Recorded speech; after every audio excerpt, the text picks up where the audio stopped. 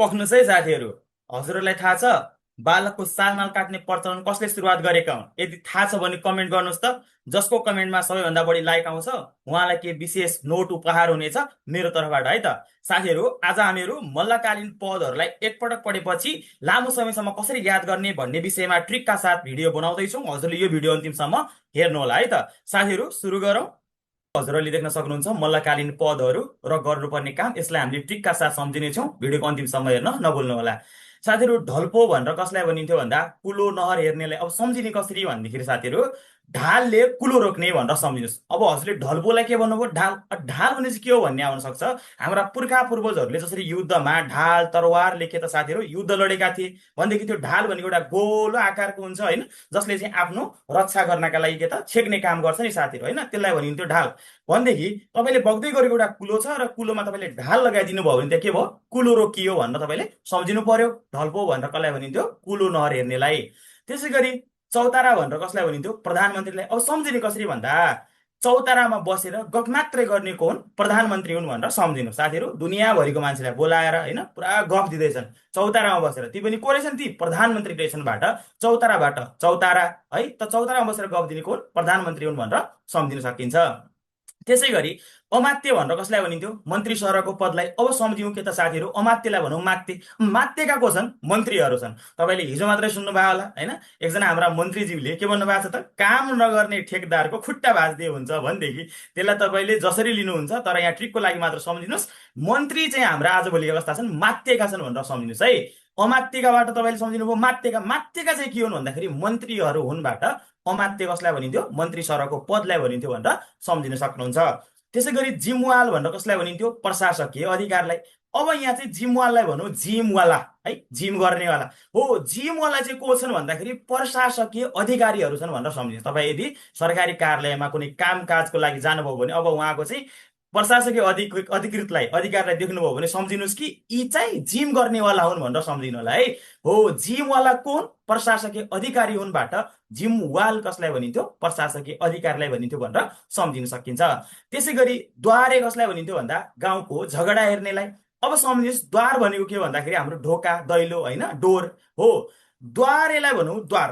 द्वारबाट के हेरिन्छ भन्दाखेरि गाउँको झगडा हेर्ने गरिन्छ होइन। छिमेकमा पडोसमा तपाईँको कसैको झगडा भयो भने हामीले कहाँबाट हेर्छौँ? झ्यालबाट, द्वारबाट हेर्छौँ नि त है साथीहरू। भनेदेखि द्वारबाट के हेर्ने? गाउँको झगडा हेर्नेबाट द्वारे कसलाई भनिन्थ्यो? गाउँको झगडा हेर्नेलाई भनिन्थ्यो भनेर सम्झिन सकिन्छ।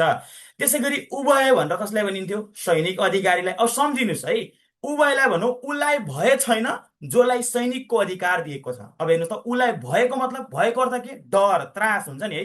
अब उसलाई भय छैन, कसलाई भय छैन भन्दाखेरि जोसँग सैनिकको अधिकार छ भन्नेबाट तपाईँले सम्झिनु पर्यो। ऊ भयबाट उसलाई भय छैन, कसलाई त? सैनिक अधिकारीलाईबाट उभय भनेर कसलाई भनिन्थ्यो? सैनिक अधिकारीलाई भनिन्थ्यो भनेर सम्झिन सक्नुहुन्छ।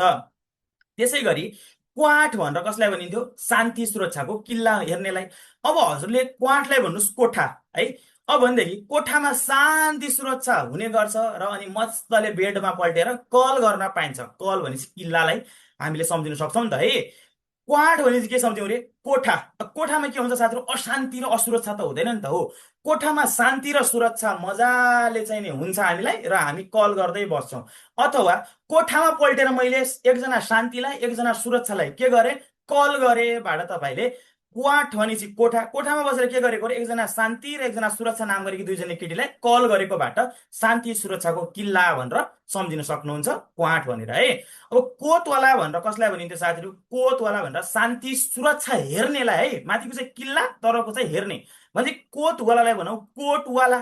भने कुनै मान्छे कोट लाएर आयो, कोट लाएर आउँदाखेरि उसलाई चाहिँ के नागरिकले चाहिँ हेरे भन्दाखेरि एकजना शान्ति एकजना सुरक्षाले चाहिँ हेरे है साथीहरू।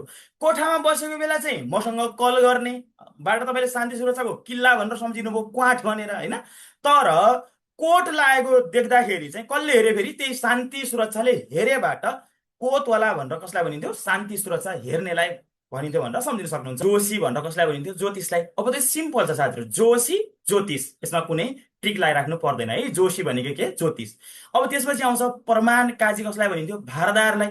अब सम्झिनु के त भन्दाखेरि प्रमाणलाई प्रमाण भनौँ, काजीलाई चाहिँ कागज पत्र भनौँ। साथीहरू, हामीलाई चाहिँ प्रमाण कागज पत्र जुटाउन के हुन्छ? भारी हुन्छ नि है। एकदमै हलुका त हुँदैन नि, चाहेको बेला प्रमाण भेटिन्छ त भेटिँदैन। तपाईँले प्रमाण र काजीलाई के भन्नुभयो, प्रमाणको कागज पत्र हो। पर कुनै पनि कुराको प्रमाणको कागज पत्र जुटाउन हामीलाई के पर्छ, भारी पर्छ। अब भारीबाट बुझ्नुहोस् कि भारदार भनेर हजुरले सम्झिन सक्नुहुन्छ। त्यसै गरी आउँछ प्रधान भनेर कसलाई भनिन्थ्यो, टोल हेर्ने अधिकारीलाई, टोल हेर्ने अधिकारीलाई प्रधान भनेदेखि यसलाई बुझौँ, प्रधान बनेर कुनै पनि मान्छे कसरी हिँडिराखेको हुन्छ, टोलमा डुल्ने गर्छ भनेर सम्झिनुहोस्। प्रधान भनेर हिँड्छ को, टोल डुल्ने मान्छे है। आफू चाहिँ नि टोल के अरे हिँड्दै हिँड्छ होइन, हेर्दै हिँड्छ, तर आफू चाहिँ उसको पद भने के रहेछ, प्रधान रहेछ भनेदेखि उसले आफ्नो पदीय मर्यादा ख्याल गरेन है साथीहरू। त्यसरी डुल्दै हिँड्ने होइन नि त होइन, गम्भीरतापूर्वक बसिराख्नु पर्यो भन्ने तपाईँले यसरी सम्झिनुहोस् है त। अब खरदार कसलाई भनिदियो भन्दा, देशभरिको भ्रमण गरी न्याय दिनेलाई। अब खरदार, अब तपाईँले बुझ्नु पर्यो के त भन्दाखेरि, खरिदार भने चाहिँ हामीले खरिदार भनौँ नि त, कतिपय साथीहरू खरिदारको तयारी गर्दै हुनुहुन्छ होला। हो, खरिदार भएपछि मेरो योजना चाहिँ के छ, देशभरि भ्रमण गर्ने र न्याय नपाएकालाई न्याय दिने भनेर हजुरले सम्झिन सक्नुहुन्छ है त। साथीहरू, हजुरहरूलाई भिडियो कस्तो लाग्यो, जस्तो लाग्यो त्यस्तै प्रतिक्रिया दिन नभुल्नुहोला। र यस प्रकारको फुल सिलेबस जिके इ बुक हजुरले यदि प्राप्त गर्न चाहनुहुन्छ र खोजिरहनु भएको छ भने तपाईँले दिएको व्हाट्सएप नम्बरमा कल वा मेसेज गरेर हामीसँग जोडिन सक्नुहुनेछ। हस्त साथीहरू, अन्तिम समय र साथ दिनुभएकोमा धेरै धेरै धन्यवाद। नमस्कार।